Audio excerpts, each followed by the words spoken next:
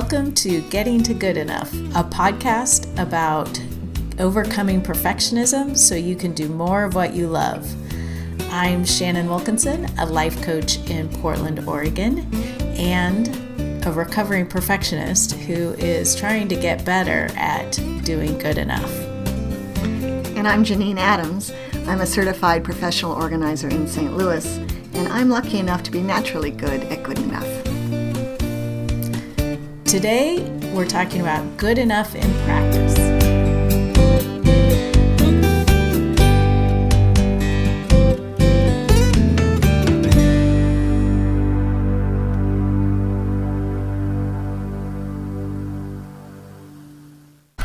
So Janine. Hey Shannon. Hi. So today we are going to talk about good enough in practice. And what we mean by that is how we used the principles of good enough to get our podcast going. Right, we have this model of imperfection right here in our podcast, and I think it rocks. It's like such a relief to know that we don't have to get things perfect. That's right, and it's true that none of us have to get things perfect in life. That's our message, right? But when you have a podcast about not doing things perfectly, you really don't have to make it perfect. Right. It just has made it so much easier, and that's one of the things that we've really tried to pay attention to is your mantra of letting it be easy. It's really informed our choices along the way, and it's almost felt like a miracle, really. I mean, weirdly, like that if you just embrace, let it be easy, things can be easy, and this has been, as these things go, relatively easy. It really has been, and fun. Like, we're having a good time with this. Yeah, and when we decided to do it, we promised ourselves if it stopped being fun, we'd stop doing it. So, so far, I'm still gung-ho. I it's know. Been fun. Yeah. Me too. And in fact, I have to admit, I might have chosen to spend time doing this than other things that were less fun. And that says something, right? Anybody who's done any setting up of a blog or a podcast or an e-course or any of these things where you've got the technology behind it, we know that typically that's not fun. Right. I think, and you and I did Declutter Happy Hour together, and we tore our hair out a bit with the technology of it back in the day. Oh, yeah. So I do think it says something about how letting it be easy also means letting it be fun in many cases. Right. Well, and allows you to have fun with it. Right. It really has the whole premise of the podcast and sticking with that premise as we're doing it, and the whole idea of letting it be easy has really taken the stress out of it, at least for me. Me too. It's amazing. It's like, what? Those things don't line up? Oh, well. Yeah. Good enough. Good enough. And then I laugh maniacally.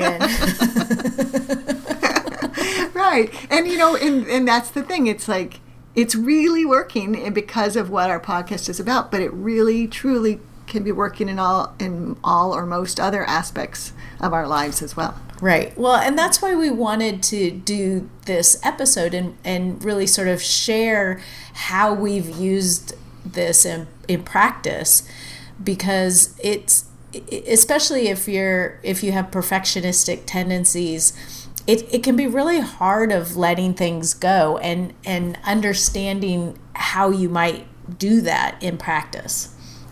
Right. So we sort of wanted to pull back the curtain. Although clearly, if you've listened to any of our episodes, you already know. The curtain isn't closed. There's no curtain. There's lawnmowers. There's... Yeah.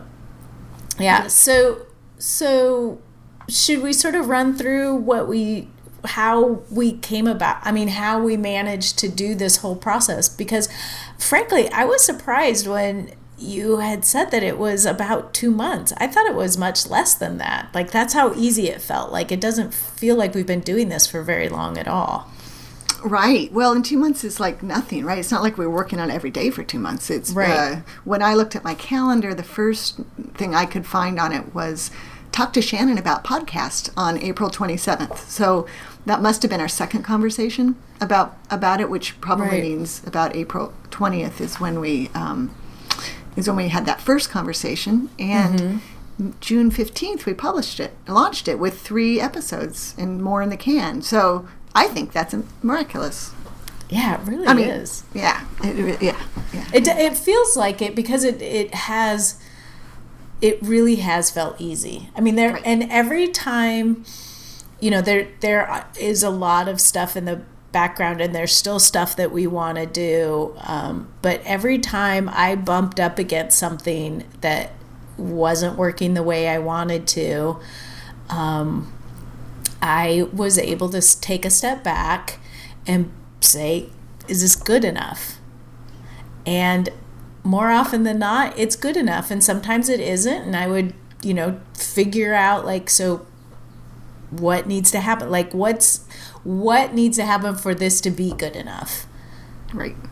I think it's important to mention to the listeners that Shannon is the one doing the editing and so forth. So Shannon really was carrying the weight of the technical side of it.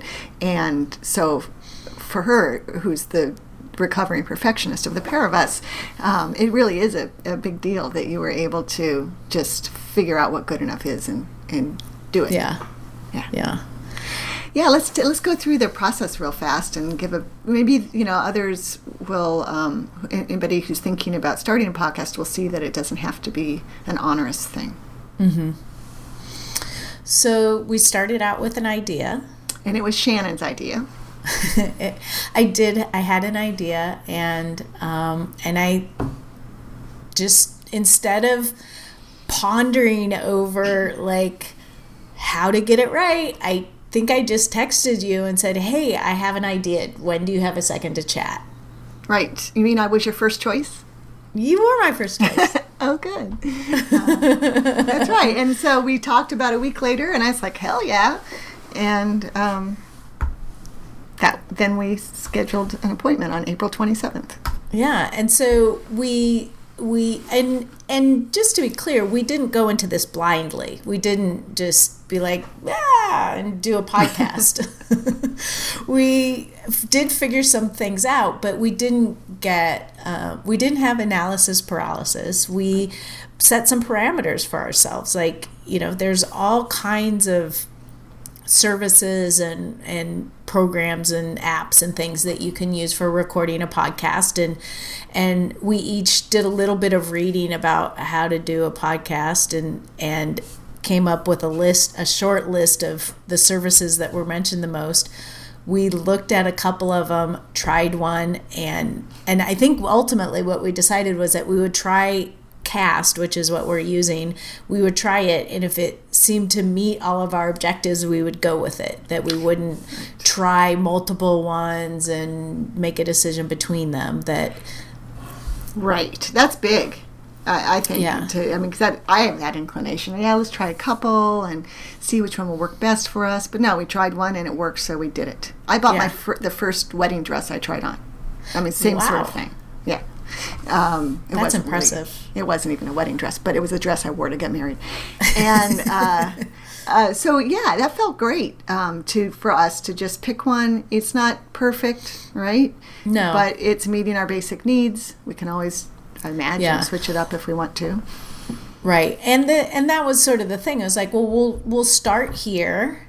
And if we find out, because at that point, we didn't know what we didn't know yet. If we figure out that it doesn't meet our needs, we can always switch. But from what we knew at that point, it met our needs. And so we would start there. Right. And then we had to figure out what we wanted. Well, you had the concept for the podcast from the beginning. It wasn't that you came up with, hey, let's do a podcast. It was, let's do a podcast about this. So right. That was great.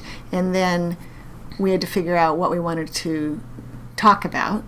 And so we each said, okay, we created an Evernote notebook and let's write down some topics. And we did that separately from each other. Mm-hmm. And we had over 50. Yeah, like easily like that. Yeah, and we liked them all. Yeah, and that was another indicator. Like, this was a good idea because it's going to be easy to do a year's worth of podcasts. Right. Yeah, we have the topics right there. Right. And really, we could literally throw a dart. Well, we'd have to put the list on the wall. And then throw We'd have to print it out. Yeah, so it's not the best way to do it, but we could randomly pick any of the topics, and any of them would work, I think. And it's all stuff that we talk about with our clients all the time and talk about with each other. Yeah, and we did some cursory research on the name idea I had, which Getting to Good Enough was the original name idea, and it was crazy to find out that URL was available and that there wasn't someone already doing a podcast on it. And, I think one guy was using it for a hashtag on Instagram, and he's a weightlifter. So. Oh, right. Forgot about him. So, this is what I was saying about, we did some cursory research to figure out, but we didn't dig into it. We didn't have look to see if we could trademark it or anything like that. It's like, how can this be fun and easy? Right. Fun and easy. Right. And so far, it's both those things. Yep. And, with my perfectionistic tendencies, I want to optimize things, and I want to get them right.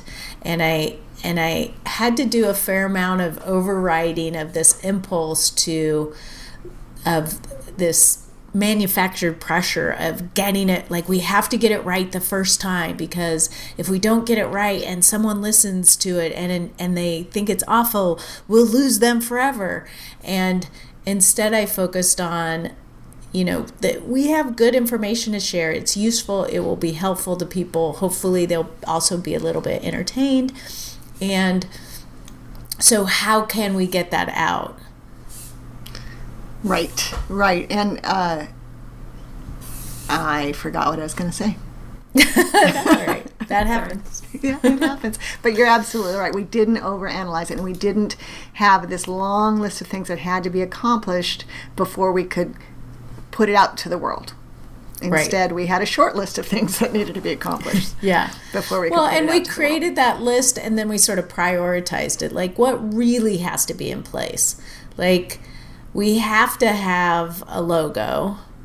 I guess we didn't really have to have a logo, but it felt really important to us to have a logo. But we didn't need to have a cover photo for our Facebook group, which, by the way, people, we have a Facebook group. But no cover photo. Yeah. We'll have one soon. Right. Hopefully, by the time you're listening to this, we'll have a cover photo. That's right. Right. Right. And we even let having a logo be easy. Yes. Just worked out nicely that we have an incredibly talented friend, and we asked her to help us, and Shannon had a concept that I sketched out while you described it to me, and I took a picture of it, texted it to my friend. Boom! Like in a week, we had a logo. Right? Yeah. Or yes. less. Thank you, Sally Brown. I know. Big thanks to Sally Brown, because that was amazing. Yeah. Because that's one of those things that could easily get overwhelming.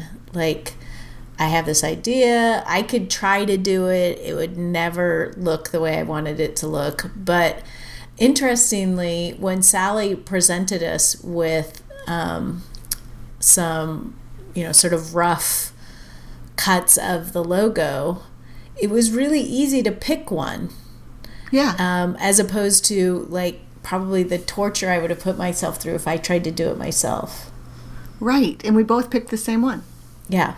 Yeah. I mean, it couldn't have been easier. Yeah. So, hooray for that. Yeah. So another thing I think that we do in the vein of good enough is that we don't rehearse. I don't know if that's obvious to the listener, Shannon. I know. It probably sounds like we have meticulously rehearsed and we're reading off of a script. Yeah, you really let the cat out of the bag there. But it was a choice that we made, that like, rehearsing or practicing or even spending a whole lot of time talking about the episode before we recorded it immediately took the fun and the ease out of doing it for both of us. Right. So, and I think I really do think that the sort of natural nature of the conversation, unrehearsed conversation, is more enjoyable to listen to. At least it is for me. Yeah, I hope so. Right. And, we'd love for our listeners to get back to us on that. Especially if they like it. Yeah. Because we're not rehearsing. Because we're still not going to rehearse. But, right. But we do have an outline. And I think, part of the benefit of us each having been in our respective careers and been thinking about this stuff for more than a decade. I've been coaching for 15 years, and you've been a professional organizer for 13 years. Yeah. So, and also having worked together on numerous other things, like we and being really good friends. We have a good rapport. We sort of have some ideas about what the other one thinks about certain things, but also there are plenty of things we don't know, and so we don't always know where the conversation is going to go. Right. Yeah, I think it's worth mentioning that, in case, because I don't know if we ever have, that we presented workshops together, and we did an e-course or teleclass that turned into an e-course called Declutter Happy Hour. That was so much fun. It was fun, yeah. And we had that why resolutions don't work product. So we've done these things in the past, but it's been too long. Like, that's one reason I think this is so much fun, is we haven't had a chance to collaborate like this in a few years. Right. And that's one of the reasons why I want to do it with you, but you just reminded me of another one, which is the way Declutter Happy Hour worked. The live version of it is people would call in for a phone class, and we would teach something about decluttering, and then they would go away for an hour. Was it a half hour? It was an hour. Half hour. Yeah, I think it was 30 minutes. And they would go away for 30 minutes, work on a decluttering project, and then come back and report in, and then we'd sort of wrap up the class. And Janine and I would stay on the line so that if anyone had a question or they bumped up against something difficult or needed to make a decision and wanted input, whatever, if they got stuck in any way, they could get back on the line and ask us a question. And then people said that they started just, instead of hanging up and calling back in if they needed to, they would just put us on speakerphone because they enjoyed listening to us chat for that 30 minutes, because we would just chit chat while we were waiting to see if anyone needed us. And that was part of the reason why I thought about doing this podcast with you when I came up with the idea of it. Because we have a track record in people liking to listen to us talk. I hope they just weren't being polite. Yeah, right.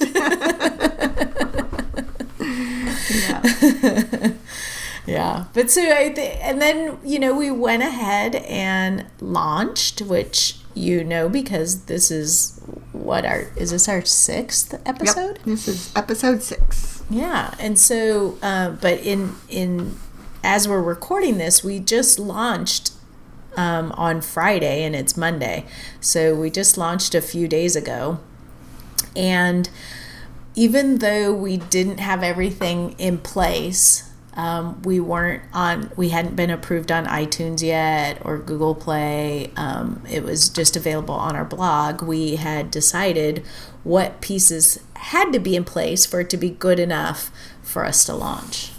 That's right. I was anxious to launch it on the 15th because that's when my monthly newsletter goes out. And I have a couple thousand people who subscribe. And I had last month said, we're doing this. And I'm hopeful that I'll report to you that it's been launched next month. So I really wanted to be able to do that. I'm a big accountability person. So and we did it. Yay. Yeah, yes. Yeah. It felt good, and we've had some nice feedback, and it feels just so nice to be really walking the walk, as they say. Isn't that what they say? Isn't that what the kids say? Yeah. Really, it's nice to be living what we're espousing here. Right. And there have been a number of things that outside of the podcast that have come up for me where it really has been useful to say it's good enough. This is good enough. And to not obsess on details and not to get myself any more stressed out than I already was. Right. It really is a nice way to live. Yeah. And for those of you who tend to be more like me, I really want to emphasize that it makes a difference, and that feeling of I don't know, it ranges from discomfort to impending doom, that if you don't get something right, that there's going to be a problem. It starts to go away. The more you get comfortable with doing things good enough, the easier it is to do things good enough. Right. It's true. Yep. And yep. Yeah, and the premise of our very first episode, which is done is better than perfect, is the whole reason that matters, that I'm getting a lot more done. And we got this podcast done because of the idea that done is better than perfect. Exactly. I mean, the podcast is an example, a living example of done is better than perfect. Yeah. And we are sitting here both. I can't see you, Shannon, but I bet you that you have a big smile on your face. So we're both very happy. I have a big smile on my face when I talk about this podcast because I'm so happy and proud of us that we were able to let go of perfectionism and really get out a very good product, even if it isn't perfect. I feel exactly the same way, and I am sitting here with a big grin on my face, and it is exciting. It's so exciting to post about it, and getting feedback is amazing, but I just feel really proud of us for doing it. Mm-hmm. And for doing it with, I was just going to say, for doing it with ease. Yeah. Like it wasn't like a difficult delivery. Right. Yeah. Right. And I've had so many ideas over the years, and not every idea is worth acting on, but there are plenty of ideas that I think would have been enjoyable and fruitful to act on that I didn't, because I got overwhelmed by how to get started even. And this is just a real lesson for me of how to let go of that, how to let go of the perfectionism, so I can get something done and do something that is enjoyable. And what do we say? To overcome perfectionism, to do more of what I love, and I love this. That's right. Right. And of course, because you didn't spend so much time on this, you have time to spend on other things you love as well. Right. Like my new kitty. Oh, that's right. The fact that you're able to do anything when you have a kitten in the house is amazing to me, because that's got to be the ultimate distraction. Oh, it is. I've had to pretend that she doesn't exist right now, because otherwise I wouldn't be able to hold a conversation. Well, I'm looking forward to her getting a little older so that she can be like purring in the background during our podcast. Oh, that would be great. Because right now she would just be meowing, and I would be squeaking from getting accidentally clawed. Right. And she might be rubbing herself against the microphone. Oh, she definitely would be doing that. She just met my computer this morning and has already enjoyed walking across the keyboard. Can I remind you, and then I'll get back on topic. Can I remind you that my cat Joe, the time that I was writing an article about dogs probably, and he walked across my keyboard, and in doing so replaced all the text, highlighted all the text, and replaced it with the word hi. I forgot about that. That was so awesome. He was a great cat. Very smart. I'm not even sure I know how to do that. Right. I mean, and you have thumbs, so it is impressive. That's right. Yeah. Well, I hope this is maybe helpful to anybody who's contemplating a project that feels like it might be a little overwhelming, and maybe it doesn't have to be. Yeah, and I would encourage people, if you have questions about this specifically, or how you could apply the good enough principles in your project, to get a hold of us. You can reach us at hello at gettingtogoodenough.com. We have a brand new baby Facebook group that is facebook.com/groups/getting-to-good-enough. I'm sure if you just search for Getting to Good Enough, you would get there. We're on Instagram at Getting to Good Enough. We're on Twitter at GTG Enough. Because Getting to Good Enough is too long for Twitter. It is. Yeah. So we would, and also you can go to our website, gettingtogoodenough.com, and leave a comment on the post for this episode or any of our episodes. And we would love to hear from you, and we are happy to answer any questions that you might have. Yes, indeed. And you can subscribe to the podcast through iTunes, which is available on the website or in the iTunes store right now. And soon it'll be Google Play as well. Probably by the time that this episode airs, it will be available on Google Play. Right. And if you have other ways of listening to podcasts, please let us know so that we can get Getting to Good Enough available there. Excellent. All right. So what's your takeaway from this, Janine? Well, it goes back to done is better than perfect for me. I think when you allow yourself to be imperfect, it's a whole lot easier to get stuff done. I concur, and I would just like to add that getting really clear on your reason, your why for wanting to do a particular project will help you move forward with ease and help you keep returning to the principle of good enough is good enough. So that's right. With that, let's say goodbye for now, and thank you for listening. I'm Shannon Wilkinson in Portland, Oregon. And I'm Janine Adams in St. Louis, Missouri.